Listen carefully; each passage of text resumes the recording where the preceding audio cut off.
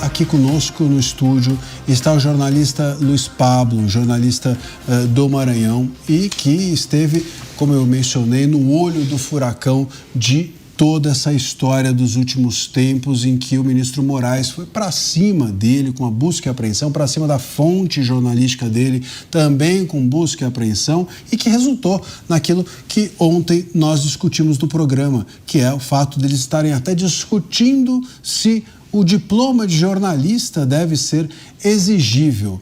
Bom, o ministro Moraes, a grande questão agora é essa. Estávamos até conversando agora um pouco, né, Luiz Pablo? Boa noite. Mas você acha que eles vão para cima ainda de você, que não acabou, não chega a perseguição que houve até agora? Eu acredito que depois que eles ultrapassaram todos os limites, que até então, em março, muita gente não acreditava, inclusive eu percebi que a imprensa, a grande imprensa, falou de forma cautelosa sobre o assunto, porque não acreditava que ele fosse até o final.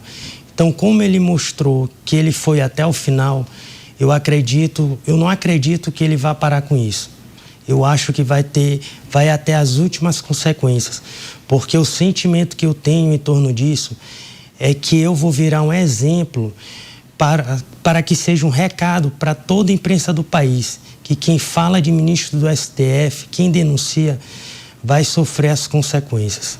Agora, houve agora a possibilidade de que vá isso ser discutido na primeira turma. Eles estão querendo levar esse caso para a primeira turma. Você acredita, eu vou te dar um dado antes de você responder, nós temos na primeira turma o ministro Moraes. Quer dizer, ele próprio vai recorrer da decisão dele. E você acredita que há alguma chance disso ser revertido pelo STF? Você acredita no STF? Pergunta que foi feita há muitos anos. Lembra, Mota, para o Neumann? Você acredita no seu STF? Ele falou, não acredito. O Marco Aurélio perguntou para ele no Roda Viva. Você acredita no recurso e acredita no STF? São 4 ministros na primeira turma. Somente a Carmen Lúcia que não está envolvida diretamente nesse processo. Mas, primeiramente, foi o ministro Zanin, Cristiano Zanin. Ele remeteu para o ministro Alexandre de Moraes e o maior interessado é o ministro Flávio Dino, que eu nem sei se ele seria capaz de se dar por suspeito em julgar isso. Então, a minha resposta é que é muito difícil. 3 ministros envolvidos no meu caso e somente a ministra Carmen Lúcia que não. Ô Luiz Pablo, antes de passar aqui para o Mota, uma última pergunta. A gente teve, ontem discutimos muito longamente até esse assunto, esse relatório da Polícia Federal agora dá conta de que o tal do crime de perseguição que era imputado a você, o que estava sendo imputado a você, parece que o ministro Moraes tirou de fontes da minha cabeça, porque não está no relatório da Polícia Federal. Ele diz que há indícios concretos, mas os indícios concretos a gente não sabe de onde ele tirou. No relatório da Polícia Federal, nada mais há. Eu queria até entender de você. Como é que esse relatório, como é que você recebeu a notícia desse relatório? Como é que a Polícia Federal tem se relacionado com você? Você, enfim, se fez depois da busca e apreensão algum contato? Enfim, como é que essa história está? Como é que você teve notícia de que você não estava cometendo esse crime que o ministro Moraes imputou a você? O que eu vejo é uma alternativa de condenação. Em março, na primeira operação, eu estava sendo acusado de monitorar e perseguir um ministro. Agora, a decisão da semana passada provou que em nenhum momento eu estava fazendo isso. Pelo contrário, eu recebi todo o material da fonte. Agora estão buscando qual é a outra condenação, de que eu recebo dinheiro para publicar matérias contra o ministro Flávio Dino. E foi revelado pela grande imprensa, através desse relatório da Polícia Federal, que em momento algum eu recebi dinheiro em relação a isso. A própria Polícia Federal coloca lá no inquérito que não tem a máxima de certeza sobre isso. Então eu não sei quais são esses indícios que o ministro alega, se a própria Polícia Federal não tem certeza sobre isso. Porque está muito claro lá meu diálogo, junto com o advogado, em que eu estou buscando orientação jurídica para colocar nas minhas reportagens. Porque eu estou falando de um ministro do STF. Eu tenho que buscar. Eu não busquei só o contato com esse advogado, eu busquei com outros advogados. Já que eles fizeram a extração das minhas conversas, eles vão ver conversa com outros advogados em relação às minhas reportagens. Então, o que estão buscando é isso. Quando aconteceu em março, eu estava esperando o relatório final da Polícia Federal para saber se eu seria indiciado ou não. Mas a gente foi pego de surpresa com uma nova decisão do ministro Alexandre de Moraes que ultrapassou todos os limites. Foi em busca de saber quem era a minha fonte de informação. Isso foi uma clara violação à fonte de um jornalista.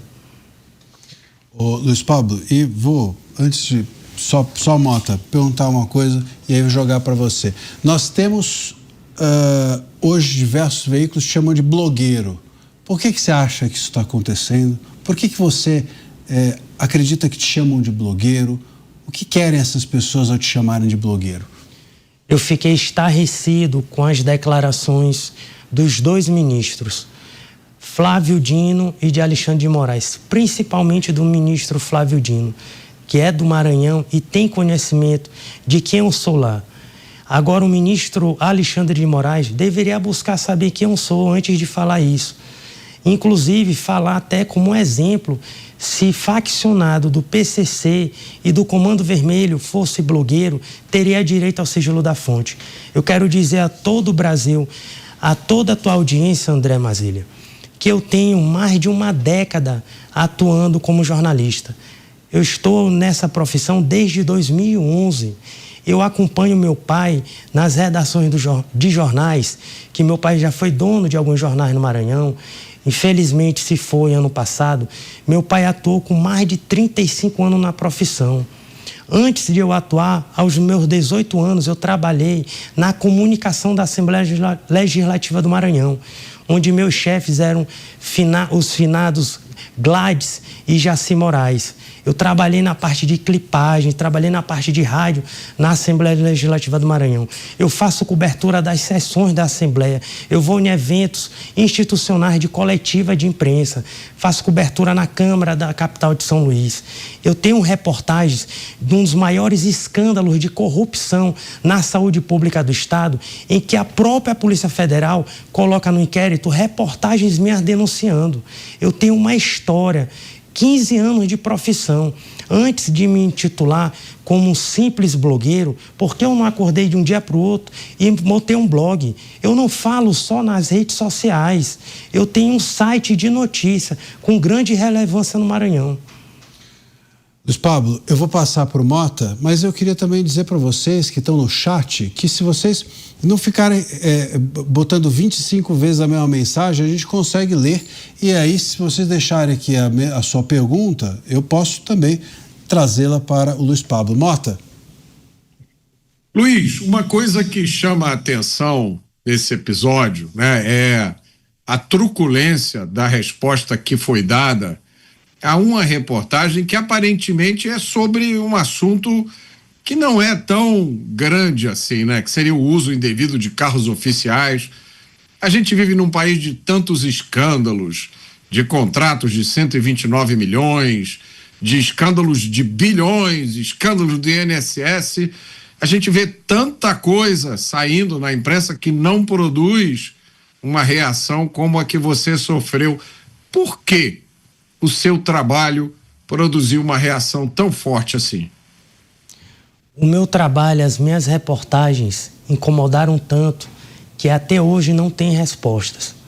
O ministro Flávio Dino não apresentou para a imprensa o documento em que ele solicita, o STF encaminhar para o Tribunal de Justiça do Maranhão, o documento em que solicita o carro oficial do Tribunal de Justiça para ele e seus familiares usarem.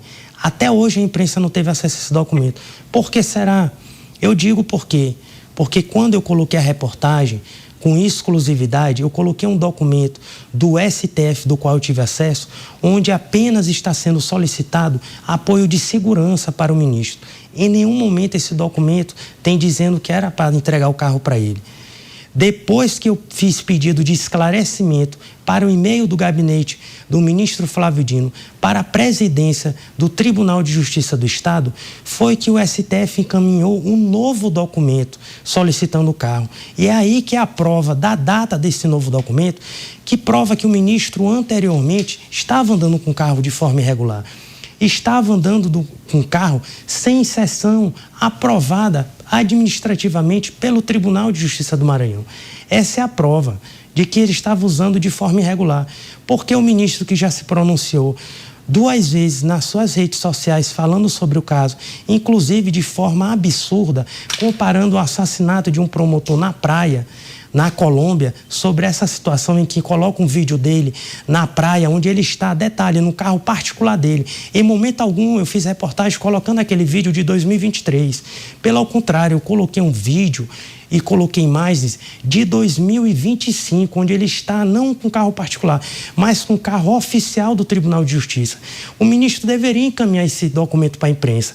Inclusive, eu estou entrando com um pedido através da Lei de Acesso à Informação, porque a imprensa e qualquer cidadão tem direito, porque é um documento público, para que eles encaminhem para o meu e-mail. Que aí a imprensa de todo o país vai saber se eles estavam andando de forma irregular ou não no carro do Tribunal de Justiça. Vale ressaltar também que o ministro entregou o carro de forma voluntária, que tem escrito na nota oficial do Tribunal de Justiça, em maio. Por que ele entregou o carro do Tribunal de Justiça em maio, já que ele estava andando de forma irregular? Agora, Luiz, seguinte, conta pra gente um pouco como é que isso começou, quer dizer, essas investigações sobre essas viaturas, porque tudo começa com viaturas, não é, do Tribunal de Justiça do Maranhão, que teriam ou estariam sendo utilizadas pelo ministro Flávio Dino ou pelos seus familiares no Maranhão. E aí vem tudo que a gente já viu pela frente, mas começa aí. Conta pra gente a origem dessa investigação, quer dizer, por que você decidiu começar a investigar isso? O que te chegou primeiro? Qual foi o motivo de você iniciar essas investigações a respeito desse tema? E se você, até agora, trabalhou nisso sozinho ou você teve outros jornalistas junto de você? Na decisão, está bem claro lá que eu recebi o material dia 1º de novembro da fonte. Eu fui publicar a primeira reportagem dia 20 de novembro, depois de 20 dias. Por quê? Porque durante esse tempo eu fiquei pesquisando, eu fiquei apurando, eu fiz o encaminhamento de e-mail para os 2 gabinetes da presidência e do ministro Flávio Dino. Eu procurei uma jornalista na época, da grande imprensa, do Metrópolis inclusive, que agora ela está no SBT News, para tentar compartilhar a reportagem com ela, porque eu sabia do impacto que havia para cima de mim, porque eu sei como o ministro Flávio Dino age quando ele é criticado, principalmente numa denúncia dessa de grande relevância, porque o ministro estava dando decisão a respeito dos penduricários do magistrado de todo o país. Então isso tem um peso muito grande. Imagina só, um abusador cortando abuso. Um ministro usando 2 estruturas, porque são 2 estruturas, são 2 SW4 que ele tinha à disposição dele, que agora ele entregou a do Tribunal de Justiça. Ele tem a SW4 do governo do Maranhão, custeada pelo governo, abastecida pelo governo através de cartão corporativo e também custeada e abastecida pelo Tribunal de Justiça através do cartão corporativo do Tribunal de Justiça. Então, eu pesquisei, eu fui colocar depois de 20 dias, porque eu já imaginava que a Polícia Federal, que ele ia acionar a Polícia Federal, ia buscar num local, porque foi num local público que foi feito o material que minha fonte me encaminhou. Então, ele ia buscar saber como é que foi feito esse material para evitar que minha fonte fosse descoberta. Eu publiquei também depois desse tempo. Infelizmente, a jornalista me comunicou que a redação do Metrópolis não ia publicar, e aí eu decidi publicar sozinho. E deu nisso, né? Toda essa perseguição, essa avalanche em que 2 ministros do STF estão literalmente me destruindo profissionalmente. Vocês têm noção do que é minha fonte ser revelada para todo o país? Quem é que vai me passar a informação daqui para frente? Quem é que vai ter a confiança de que minha fonte não vai ser revelada novamente? Agora, você mencionou que outros veículos não quiseram publicar com você, né? Ou em parceria, ou qualquer coisa assim. E por alguma razão técnica ou por alguma ausência de informação que tinha na sua publicação ou, enfim, por outros motivos? E a minha segunda pergunta, você está com medo nesse momento e de quem? Eu acredito que a publicação em si teve uma conotação em que o ministro levou para o lado pessoal, por se tratar de seus familiares. Mas ele é uma figura pública. Os familiares estavam usufruindo recursos públicos. Então, isso é matéria de interesse público. Em relação a temer o que os ministros estão fazendo comigo, eu só tenho temor a Deus. E a maior justiça que eu acredito é a justiça divina. E é nela que eu confio, acima de tudo. Tem medo? Nenhum. De ninguém? Somente de Deus. Mas não está sendo ameaçado, nem nada assim, nesse momento? Nesse momento, a gente recebe muitas mensagens de pessoas ligadas ao ministro. A gente recebe mensagens dizendo: Pablo, tu pode ser preso, ele vai até o final. Quem conhece Flávio Dino no Maranhão, agora que o país está conhecendo verdadeiramente quem é Flávio Dino, você vai para a cadeia, vão jogar a chave fora da cadeia, você não tem mais a quem recorrer à última instância. Ainda assim, eu quero dizer que eu vou continuar meu trabalho, eu vou seguir firme no meu propósito. Mota. Luiz, depois de tudo que aconteceu, você recebeu manifestações de apoio de entidades da classe jornalística, de entidades de defesa de direitos humanos? Alguma dessas entidades procurou você para dar solidariedade e apoio? Os únicos apoios que eu recebi foram só por meio de notas. E o único contato foi da Abrage, que até o momento, inclusive eu estou aqui em São Paulo, tentei marcar um encontro, mas infelizmente não deu por parte deles, porque eu queria externar e conversar com todas as entidades, não só com a Abrage, que não basta só divulgar notas. Está na hora de agir concretamente, a gente se unir, entrar com uma ação em torno disso, porque não se trata só de mim, se trata de toda a imprensa do país.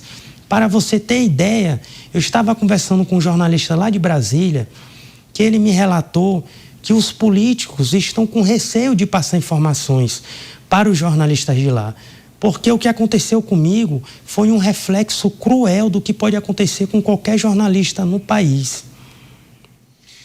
Ô Pablo, e seguinte, a gente também, você recebeu uma acusação, né, no meio dessa história de ter recebido dinheiro, inclusive. Essa era uma das linhas de acusação sobre você. Explica direito essa história, porque nesse relatório também isso é contado de uma forma diferente, não é? Esse relatório da Polícia Federal esclarece de maneira diferente daquilo que foi usado pelo ministro Moraes, pelo ministro Dino, enfim, no julgamento quando trataram desse tema. As palavras usadas no relatório foram que eles não têm a máxima certeza em relação a isso. Por que eles falaram isso? Porque, por uma questão lógica, eu recebi esse pagamento emprestado do meu amigo pessoal advogado, do qual eu procurei ele diversas vezes, não só em relação a essa reportagem do veículo oficial do Tribunal de Justiça, como em outras reportagens. Está lá muito claro, ele me emprestou o dinheiro em setembro. E lá na decisão da qual a imprensa teve acesso, eu recebi o material da fonte 1º de novembro. Como é que você recebe um dinheiro para publicar reportagens contra o ministro, da qual você não tem nem conhecimento desse conteúdo? Outro detalhe, nas minhas conversas com o advogado, em nenhum momento a gente fala sobre dinheiro e reportagens. Pelo contrário, está lá muito claro, ele dizendo que ficou feliz por ter realizado o meu sonho. E eu agradecendo para ele, dizendo que ele é um cara bom de coração, porque ele é meu amigo pessoal. Então, isso não é Isso não é conversa, tratativa de quem está falando, que está pagando por reportagem. Eu paguei esse dinheiro para ele no dia 5 e 6 de fevereiro. Eu encaminhei esses comprovantes para ele. Por que a Polícia Federal não colocou isso no relatório e na decisão, já que eles extraíram todas as nossas conversas? Isso me causou estranheza. Então, em relação a esse dinheiro, esses pagamentos, tanto em relação ao advogado quanto à minha fonte, não tem nada lá que prove isso. Isso é um absurdo que estão tentando fazer. Não conseguiram provar que eu estava perseguindo o ministro e agora não estão conseguindo provar que eu recebi dinheiro. Porque isso não tem fundamento. O que eu fiz foi o meu trabalho como jornalista investigativo. Eu recebi o material, apurei, vi a veracidade, procurei o outro lado e divulguei, publiquei. Infelizmente, até hoje, a denúncia que eu coloquei não teve resposta do ministro Flávio Dino. A sociedade, ministro, quer saber da verdade. Mota. Luiz, como é o trabalho de um jornalista no Maranhão?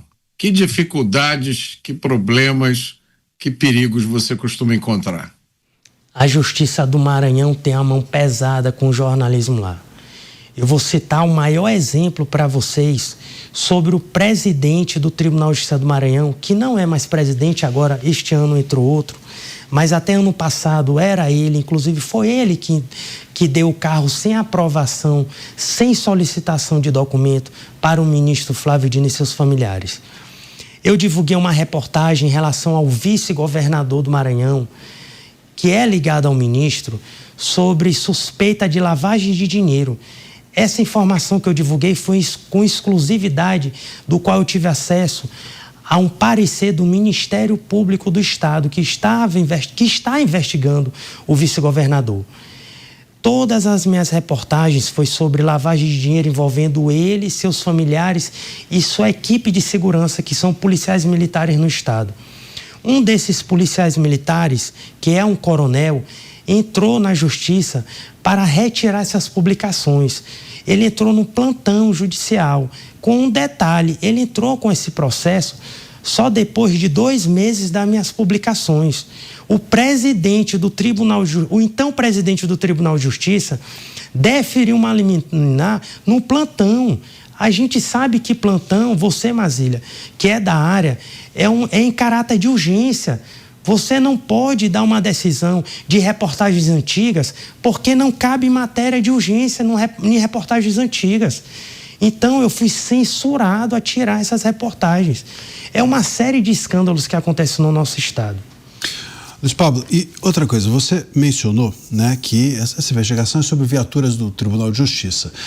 E também mencionou que alguns veículos, quando você tentou, até para se proteger, tentou fazer essa reportagem junto de alguns veículos, eles não toparam. Minha pergunta é, depois que tudo isso aconteceu, o Tribunal de Justiça do Maranhão se interessou em dar algum retorno a você? Alguma autoridade te procurou dizendo, olha, nós vamos levar isso a sério ou esclarecer alguma coisa? Você foi procurado por alguém ou algum jornalista ou veículo, nesse momento, depois de tudo isso acontecer também, te procurou para falar, bom, daqui seguimos nós ou vamos investigar essa informação que você trouxe sobre esse assunto? Eu sinto que de março para semana passada, quando ocorreu a segunda decisão, o interesse aumentou. Porque em março, alguns grandes veículos de comunicação, grandes emissoras no nosso país falaram de forma cautelosa sobre o assunto, porque até então acreditavam que o ministro não ia até o final, até descobrir minha fonte, até violar o direito que o jornalista tem, constitucional. Então, depois que ocorreu essa segunda operação, a grande imprensa passou a ter mais interesse. E até o momento, o Tribunal de Justiça do Maranhão nunca me deu retorno sobre o que aconteceu, sobre esse documento solicitando o carro. E eu sugeri, inclusive, para alguns repórteres, alguns jornalistas da grande imprensa, que buscassem essas instituições, tanto o Tribunal quanto o STF, para que eles encaminhassem o documento. Com o peso que eles têm, inclusive a própria Malu Gaspar, eu sugeri isso para ela, para procurar o Tribunal de Justiça para encaminhar esse documento. Porque até o momento, ninguém nunca viu esse documento da solicitação do carro para o ministro. E, Luiz Pablo, uma coisa que é importante até para nós, né, Mota? Eu não tenho diploma jornalístico, de jornalista. Mota também não tem diploma de jornalista, né? Estamos aqui fazendo um trabalho jornalístico. Você também não tem diploma de jornalista? Ou você tem? Eu parei cursando o curso de jornalismo e eu estou retomando agora diante de tudo isso. Parei na metade do curso. Mas eu quero deixar claro que eu tenho um registro profissional pelo Ministério Público e pelo Ministério do Trabalho, e também sou associado no sindicato do meu estado e na própria FENAGE, da qual agora está defendendo a formação de jornalista. Eu me sinto assim um pouco que triste diante dessa defesa da FENAGE, porque eu sou associado na FENAGE, eu tenho minha carteira da FENAGE. E jornalismo, acima de tudo, que foi defendido em 2009, é o dom da escrita. É você atuar realmente na profissão. E não só, como os ministros vêm dizendo, sendo um blogueiro qualquer de estar em rede social. Não é assim. Jornalismo está na veia, está no dom da escrita. É isso, Luiz Pablo. Como a gente já falou ontem aqui, eu acho que tem muito ministro que precisa aí sim de diploma, mas de direito. Brigadíssimo, Luiz Pablo. Mota, meu querido,